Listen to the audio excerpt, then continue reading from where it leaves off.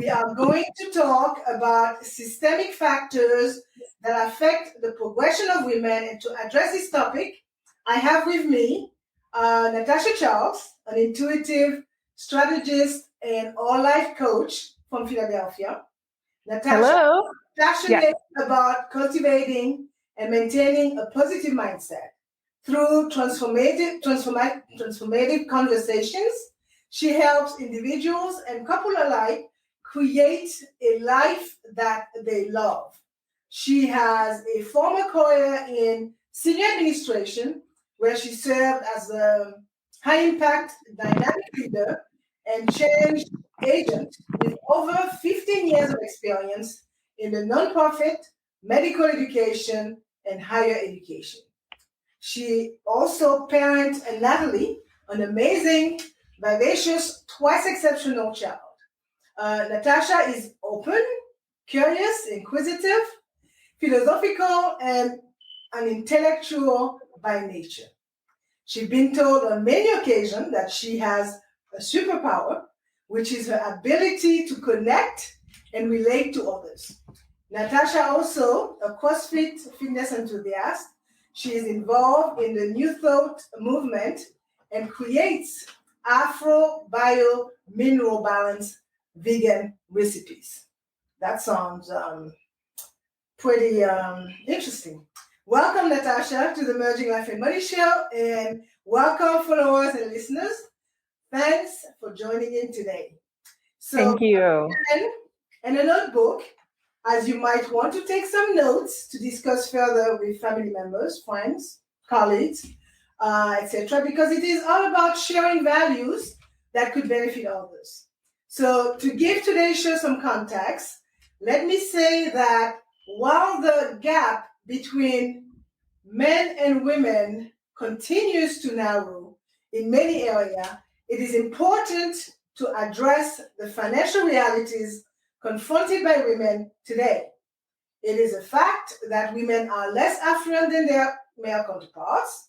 Consequently, they must equip themselves with the relevant financial tools to live the life they know they deserve. I'm going to say that since 1960, I would say, women's participation in the labor force has grown significantly. They do not only work longer hours, but they also pursue higher education in greater numbers. However, despite this progress, women still earn less than men, and it gets worse if you are a woman of color. This situation is known as the gender gap, or I would say the gender wage gap or pay gap, as it reveals the difference in earning between women and men. So I am going to turn it over to Natasha so she can tell us more about the systemic factors that hinder the progression of women. So Natasha, what would you say are the major drivers of the gender wage gap? So I would say that, and thank you so much, MJ, for having me today. I just couldn't start without saying that. Greatly appreciated.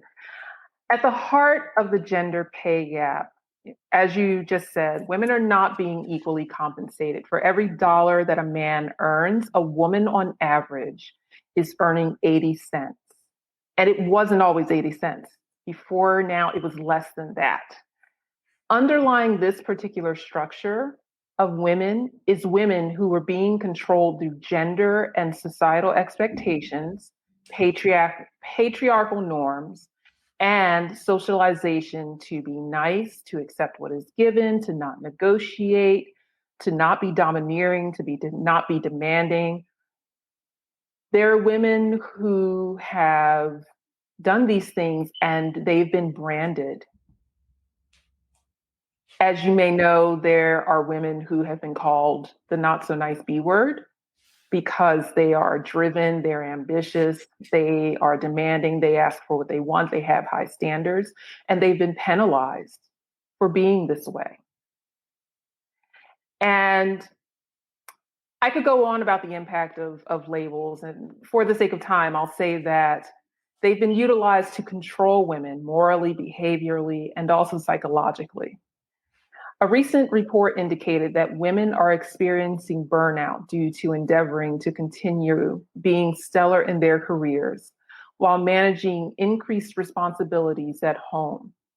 In addition, according to a recent report by McKinsey and Company about women in the workplace, women are more likely to take on unpaid work in the workplace with no impact on their ability to be promoted.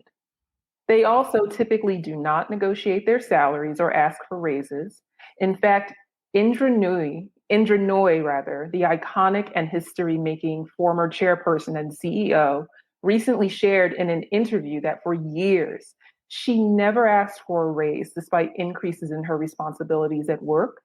Her viewpoint was created in discussions with her husband. They both had this belief that they were earning more money than they'd ever seen, and so they just keep working. And it wasn't until an executive came to her and shared with her that her compensation should be increased, that her salary and benefits were brought into alignment with what she was doing at the time. Which brings me to another point. Women will wait to be noticed and promoted rather than promote themselves. And in closing, I'll just say to this point that Carla Harris, a powerhouse in the finance industry, she's a barrier breaker, she's a woman of color. She said, ask yourself, and this is a point that was made to her, by the way, when she was climbing the ranks. Ask yourself if the discomfort, the fear, is worth the money that you are not going to be paid because you are afraid to have that conversation. Okay, very, as I like to say, lots of food for thoughts here. And that's a topic that I continually address when I can in Emerging Life and Money Show, because those factors are so many, right? And when it comes to the gender pay gap, I mean, as women, we get it from everywhere, okay? So it's a lot of segregation even in the type of industry that women are working. You know, there are some really big, how to say that, societal expectation that women must be nurses and guys must be technician or tradesmen. Right. And I'm not even talking about the academic side of things. Right. And it's also a lot to say about the difference in years of experience, because women, as you know, childbearing, they are the one most of probably a little bit less now because they talk about paternity leave and all this kind of stuff. But generally speaking, women are the chosen or self-appointed one to care for the family. Let it be kids or their aging parents, right? So, and they're burning out. Absolutely. Trying to do it all. Yeah. So, and it's a number of matters that influence, in my view, this whole issue of gender pay gap. And as I like to say, to be continued. So another factor that affects women, and for some people, I mean, to me, it is a theory that has been created. we could agree to disagree on that one. But, right. That thing called imposter syndrome is a big piece that could be, I guess it's several schools of thoughts on that. But tell me, what are your view? What is your take on this? So, imposter phenomenon, which is better known as imposter syndrome, is a term that was introduced in 1978 by doctors Pauline R. Clance and Susan A. Imes. Women reported a sense of intellectual phoniness. They felt like fakes, they felt like frauds, like they didn't belong where they were in their careers, or they hadn't earned their positions or their titles. And it's not only within the realm or the sphere of of their careers. Women can feel like imposters in many different areas of their lives. And the impact, it's mild to severe. Women have reported depression, feeling depressed, feeling anxious. They've reported feeling suicidal. Women have reported that their self-confidence, their self-worth, their self-esteem, and their self-efficacy has been impacted. And these effects, they get to the heart of one of the reasons that I'm so passionate about the work that I do, because, many times clients in this instance, women, they're not aware of the limiting beliefs in their subconscious mind until something or a series of events occur. And I'd really like to work with women to shift these beliefs, to empower them and create resilience. And then from the space of the high self, a woman is much more adept at being aware much sooner of experiences that are impacting her. And she's able to assess her experience to make distinctions between a legitimate performance issue, workplace bullying, racism, and sexism, which are issues that have been reported when talking about imposter syndrome.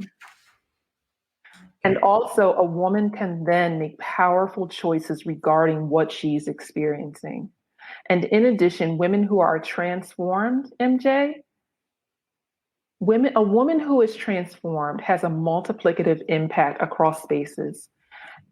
She has an impact upon her children, in her home, in her career, in her society, and in the world. Absolutely. And I totally agree with you on that. But we had to have hours of discussion on that particular matter. And yes, I do appreciate that. But when it comes to me, I make no excuse. Okay, if I took the time to educate myself and to become the person that I am, there are no apologies. Okay, but again. It has a lot of bearing on what I would call mindset, and that mindset is really driven by, culture and your circle of influence. So, and in my estimation, if you cannot accept me for who I am and what I do and what I did, perhaps I don't belong in that circle. Okay, so that's my view on it. Right. So let us carry on, because we still have one more aspect, one more factor of the so many factors that we want to address, which is, I would say, last but not least, let's talk about the access to venture capital funding. And I know, and when I'm saying access for women to venture capital funding, which I know it's a subject very near and dear to your heart. It is indeed. And I'll start with a few statistics. Last year, $156 billion of venture capital were awarded. Okay. Women received $4 billion of those dollars. Wow. That's 2.6%. And this isn't unique to last year. Women have consistently received 2 to 3% of the venture capital awarded for years. And as you said, this is juxtaposed against documented proof that women-founded companies outperform male-led companies. And let me take a step back. You talked about women being more educated. Let me now add to that and say that there is documented proof that women-founded companies outperform male-led companies. And yet, women have been consistently awarded less venture capital funding to the tune of 2 to 3%. And individuals of color, it's even less. It's like 1%. Yeah. So tell me, from where you sit, how can we change this? How could we shift this paradigm? Well, part of shifting anything starts with awareness, right? Awareness builds consciousness, and consciousness is that which manifests, and dominant thought is that which prevails. So we're talking about shifting thinking and creating awareness in how people are thinking about where they're awarding venture capital dollars and why. I recently attended an investor informational meeting, and one of the women that I talked to shared with me that it was only recently that a group that she's a part of became aware that, oh my goodness, we haven't really invested in individuals of color. There are lots of groups out there that are endeavoring to do great work. There's just creating more awareness is a piece of widening the scope and doing things with a different intention and purpose. Mm-hmm. Let me say as well that I totally agree with you, when it comes to the who gets a seat at the table. Okay. But a part of me is telling me as well that that whole situation about imposter syndrome could be an explanation, for lack of a better term, of why sometimes we are left behind. And that's why I'm saying, and I totally understand, but if you work hard for it, you feel that you deserve it. It's not a feeling, you deserve it. There should be no apologies, right? But it's not that simple, clearly, because there are some, society has some norms that are getting working down as we progress, and probably not being broken down soon enough, as far as I can, for my liking, right?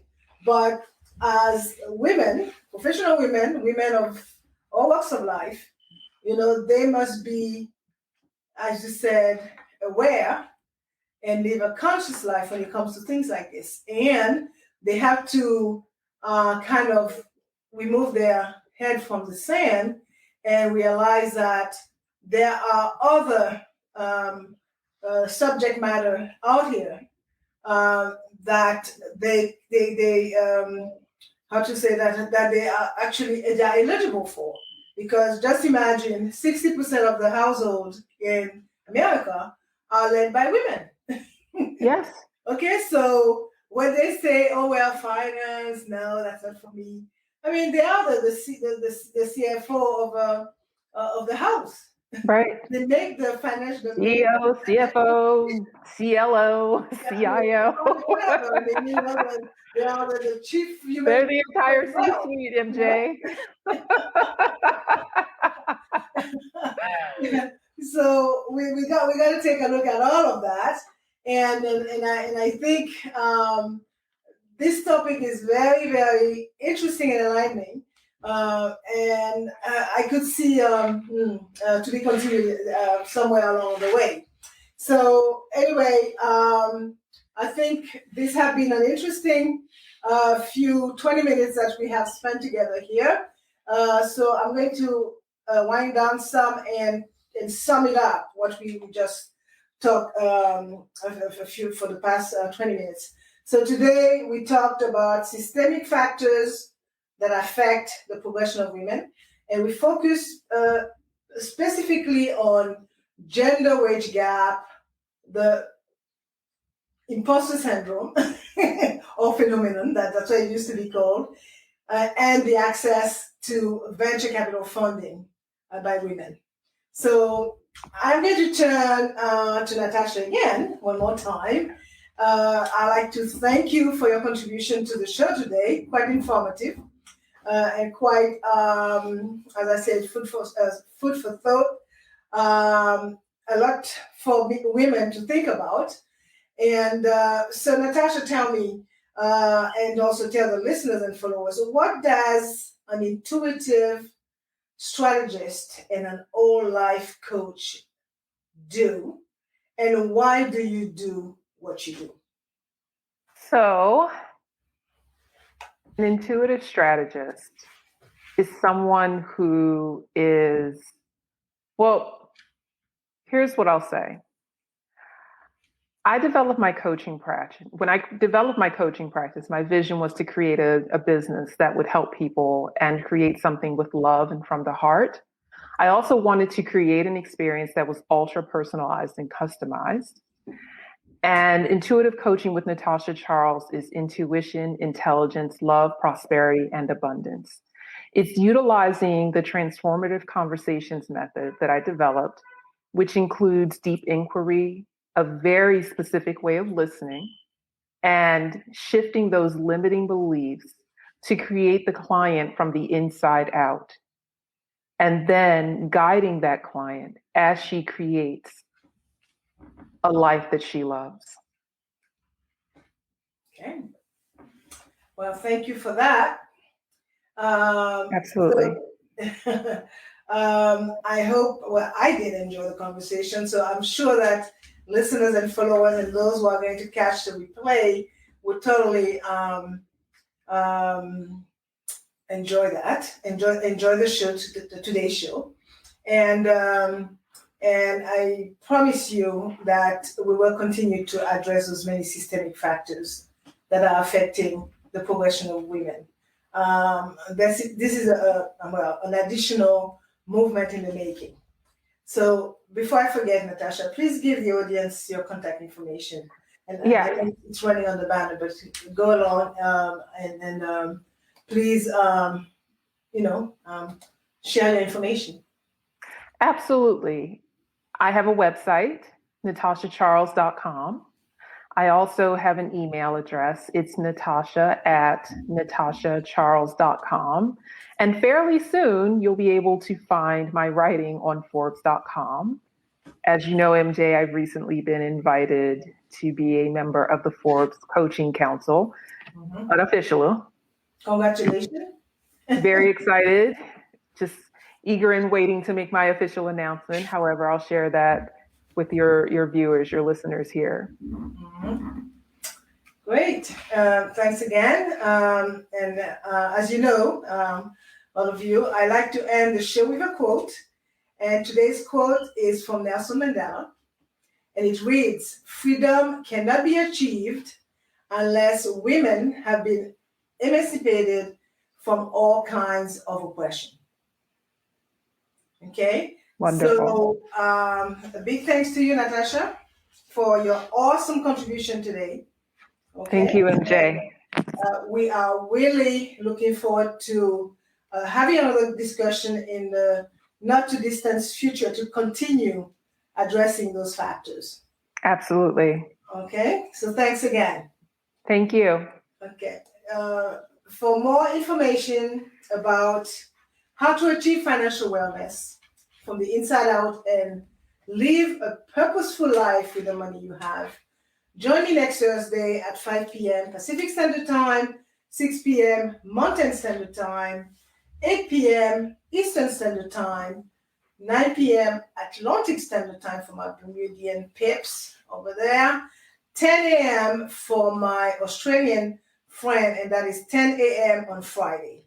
So thank you for being here today on the Merging Life and Money Show. I am your host, Marie-Jo Cesar. I will be back again next week. Until then, continue merging life and money. Bye for now.